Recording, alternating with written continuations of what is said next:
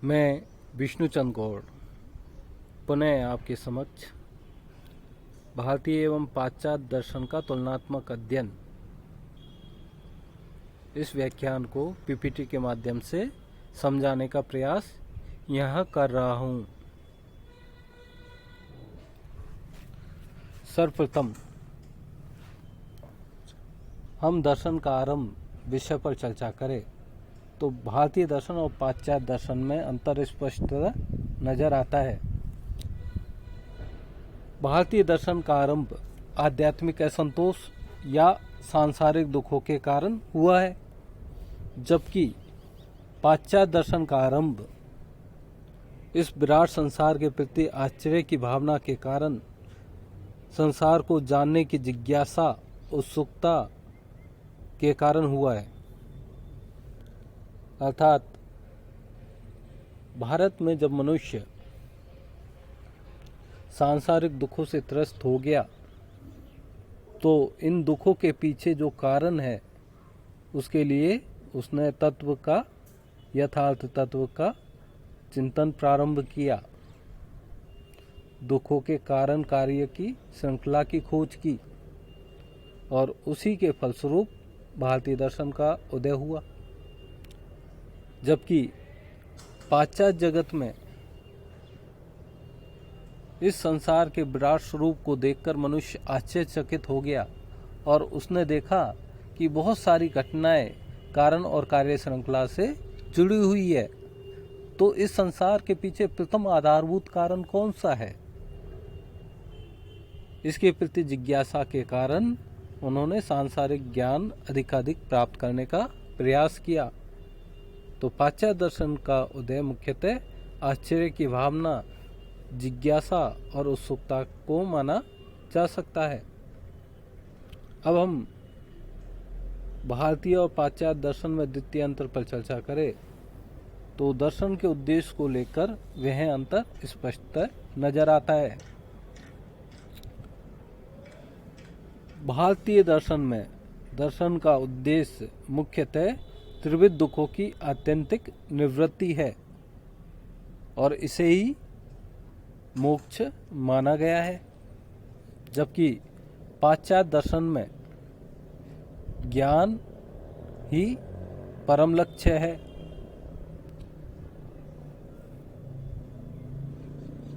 भारत में 3 प्रकार के दुख माने गए हैं: आध्यात्मिक दुख, आधिभौतिक दुख और आधिदैविक दुख। आध्यात्मिक दुख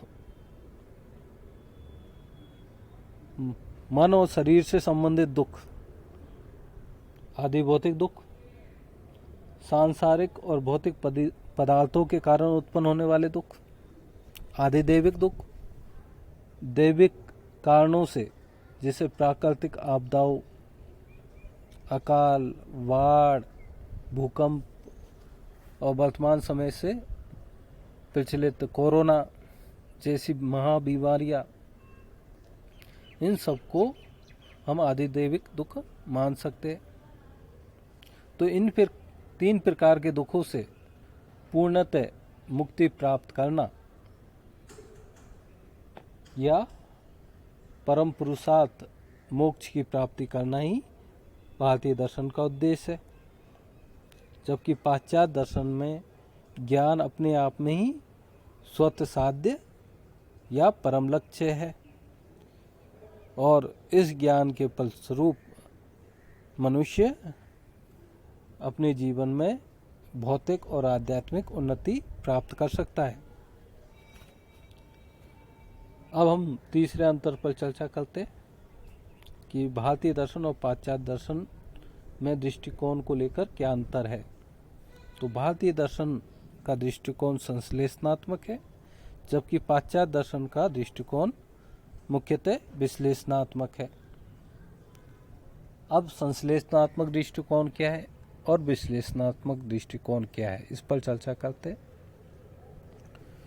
संश्लेषणात्मक दृष्टिकोण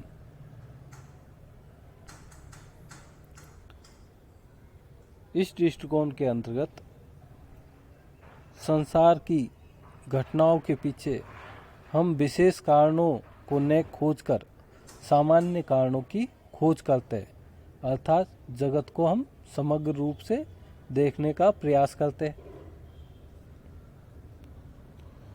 जबकि विश्लेषणात्मक दृष्टिकोण में हम संसार को समग्र रूप से न देखकर विशेष घटनाओं के संदर्भ में ही देखने का प्रयास करते हैं और हम जटिल समस्या को छोटे छोटे टुकड़ों में बांटकर उन विशेष कारणों की खोज का भी प्रयास करते हैं।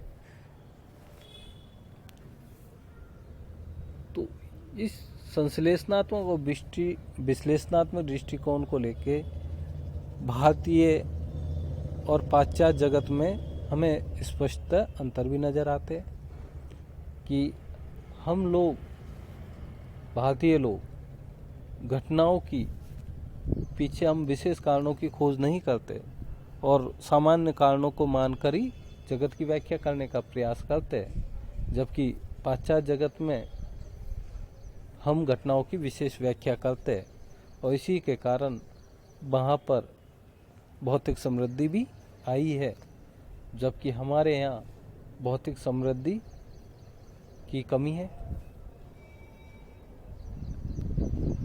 यद्यपि वर्तमान में ये अंतर इतने स्पष्ट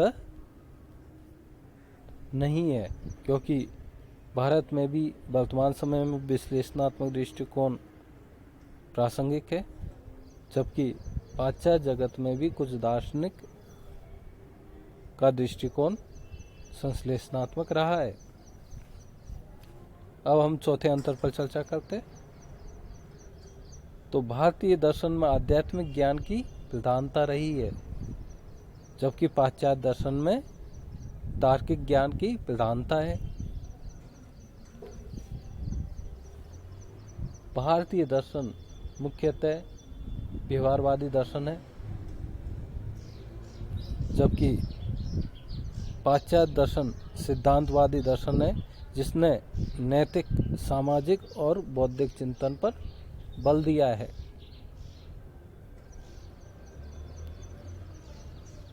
चरम सत्ता की व्याख्या किस दृष्टिकोण से की गई है?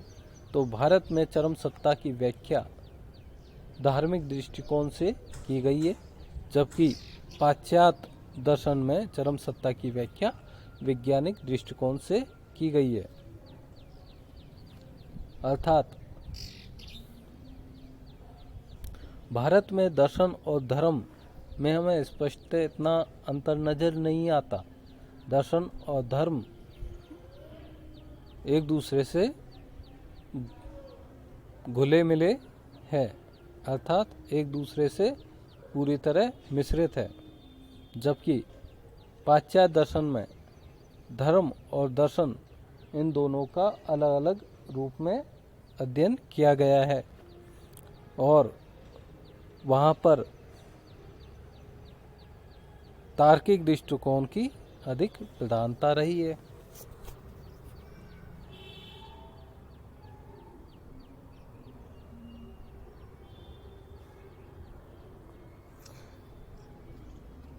चरम सत्ता की व्याख्या। एक अन्य अंतर हमें जो नज़र आता है इसके अलावा वह है सत्ता में विश्वास। तो भारतीय दर्शन परलोक की सत्ता में विश्वास करता है, जबकि पाश्चात्य दर्शन मुख्यतः इस सांसारिक जगत या इहलोक में ही विश्वास करता है। अब जीवन और जगत के प्रति भारतीय दृष्टिकोण और पाश्चात्य दृष्टिकोण क्या रहा है, इस पर हम विचार करें तो जीवन और जगत के प्रति भारतीय दृष्टिकोण दुखात्मक और अभावात्मक रहा है।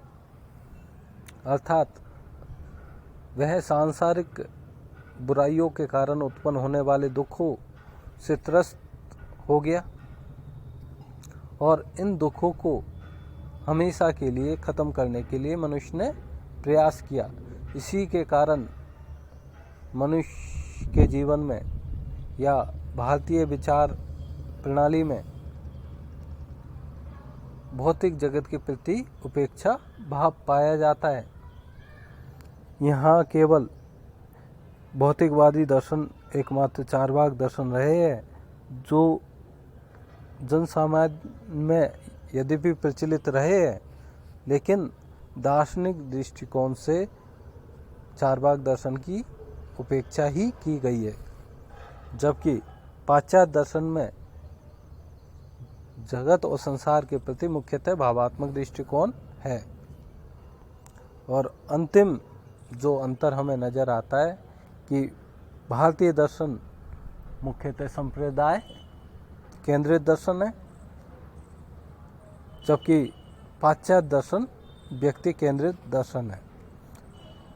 हमारे यहाँ गुरुकुल व्यवस्था रही है जो किसी न किसी संप्रदाय या स्कूल से संबंधित विचार प्रणाली पर आधारित रहे हैं, जैसे जैन दर्शन, बौद्ध दर्शन, न्याय वैशेषिक दर्शन, सांख्य योग दर्शन, मीमांसा वेदांत दर्शन। अर्थात भारत में व्यक्ति केंद्रित दर्शनों का विकास इतना स्पष्ट नजर नहीं आता, जबकि पाश्चात्य जगत में यद्यपि दार्शनिक स्कूल रहे हैं, लेकिन हर विचारक, हर दार्शनिक का अपना अपना स्वतंत्र दृष्टिकोण रहा है। इसी कारण हम पाश्चात्य दर्शन में व्यक्ति केंद्रित दर्शन पढ़ते हैं, जैसे कि प्लेटोवादी दर्शन, अरस्तुवादी दर्शन, एक्विनास का दर्शन, देकार्ते, स्पिनोजा, लाइब्निज का दर्शन, लॉग, बर्कले, हुम का दर्शन। तो इस प्रथम भारतीय पाश्चात्य दर्शन के तुलनात्मक अध्ययन के प्रथम भाग में हमने इनके अंतर को पढ़ा। अब हम आगे भारतीय दर्शन की सामान्य विशेषताओं पर चर्चा करेंगे।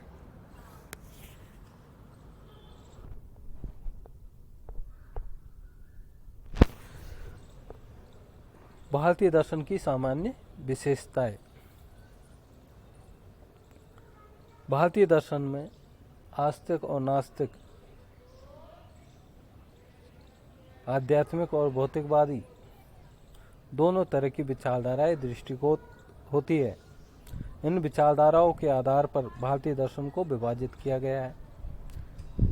भारतीय दर्शन के संप्रदायों में अनेक मतभेद है, लेकिन इन सभी दार्शनिक संप्रदायों में कुछ न कुछ ऐसी समान बातें हैं, सर्वमान्य बातें हैं, जिनको हम भारतीय दर्शन की सामान्य विशेषताएं कह सकते हैं।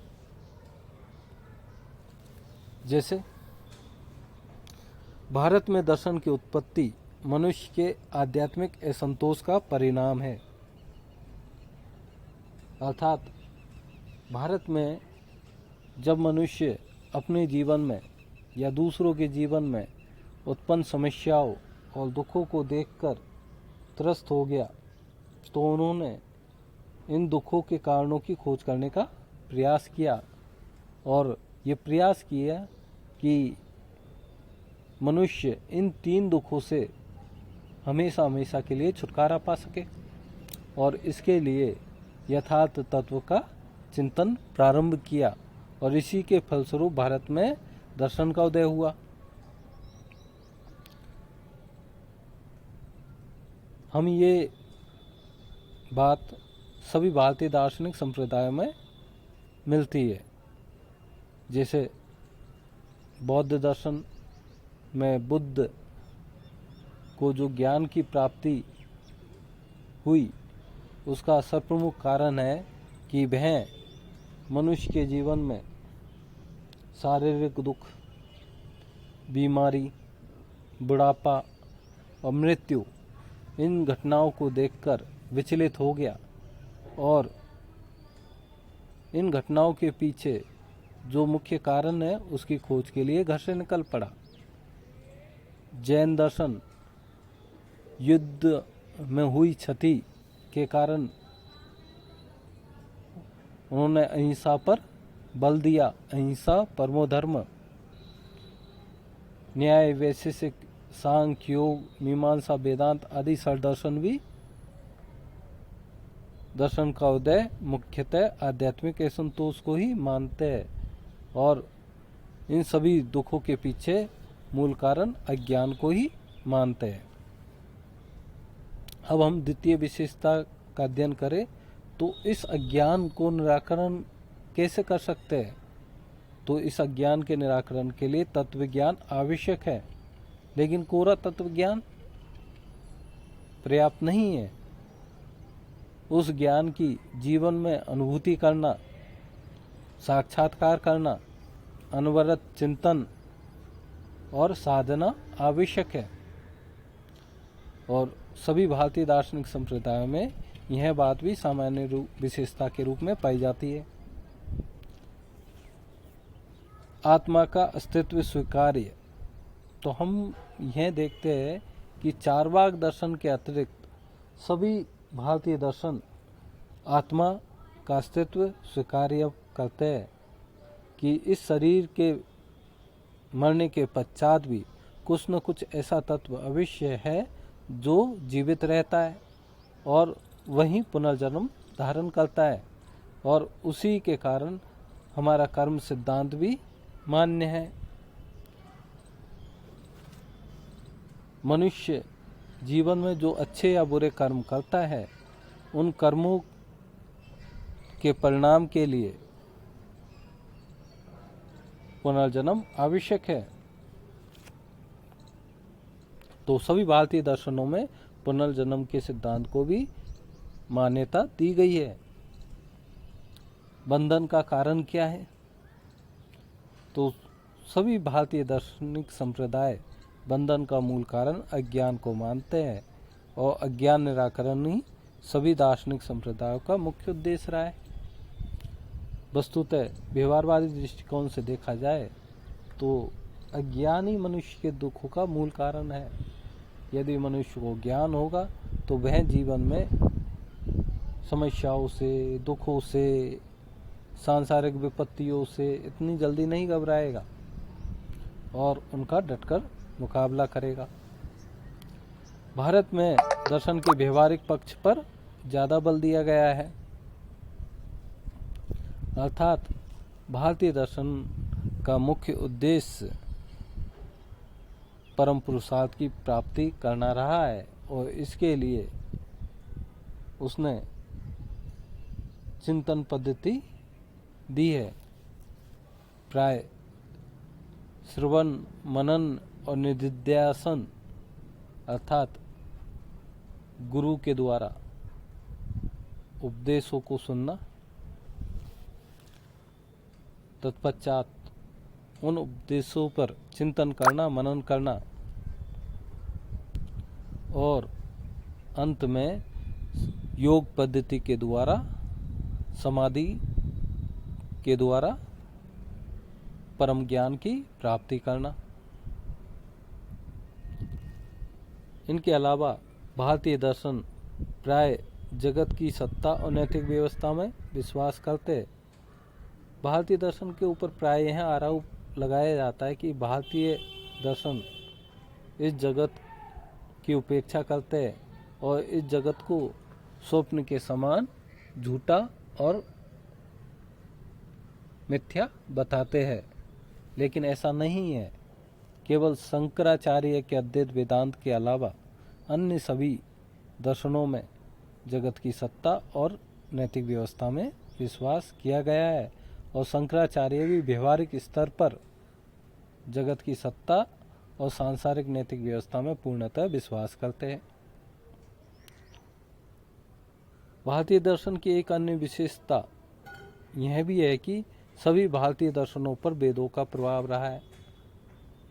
जैसे कि षड दर्शन तो वेदों की प्रामाणिकता को पूर्ण स्वीकार करते हैं, जबकि नास्तिक दर्शन वैदिक विचारों के कारण सांसारिक जगत में जो कर्मकांड की व्यवस्था चली और उसके कारण मनुष्यों के बीच भेदभाव, हिंसा या अन्य बुराइयां उत्पन्न हुई उनका मनुष्य ने खंडन किया। चारवाक दर्शन, जैन दर्शन, बौद्ध दर्शन, ये सभी वेदों के कर्मकांड के विरुद्ध उत्पन्न हुए दर्शन है, तो इन पर भी वेदों का प्रभाव स्पष्ट नजर आता है।